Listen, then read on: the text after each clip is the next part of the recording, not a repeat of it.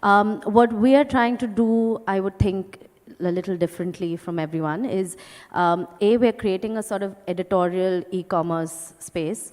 Harder to explain to retail guys, but we started by creating a team. We're not very large. We're 50, almost all women in office, and 15 in the warehouse where men are supposed to be, by the way. But anyway, wow. The girls, nobody in the office is really from a retail background.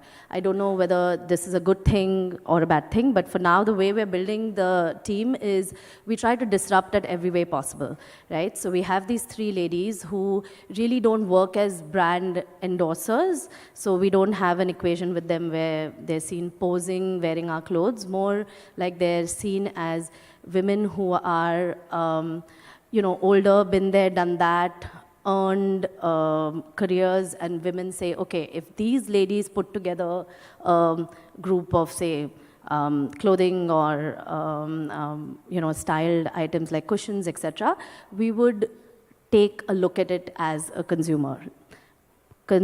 We don't believe that fans are consumers at all. Hence, they could have 7 and 5 million Instagram followers, but we have just 1 million across our social media.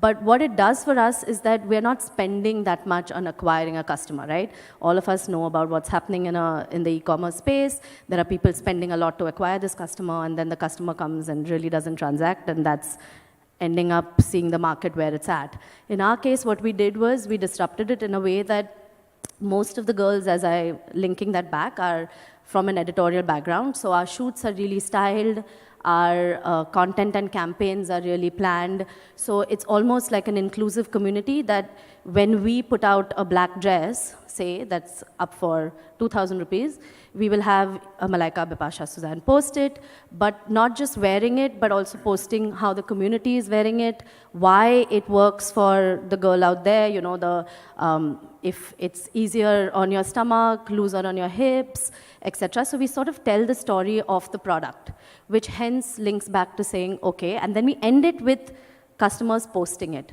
So on every, okay, we have just 1,000 SKUs, so I guess it's easier for us than most people, but we try and treat every product as a story.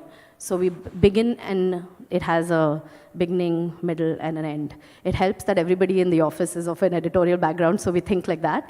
But so I think between the team, the style editors, and the fact that we don't have people on the team who are conventional retail, so I was just telling them that we don't really think supply chain and manufacturing at all, which, of course, we're going to hit that roadblock very soon with this esteemed panel telling me that. But for now, we're in our happy space and loving the fact that if we launch a dress, we usually sell out in just a few days.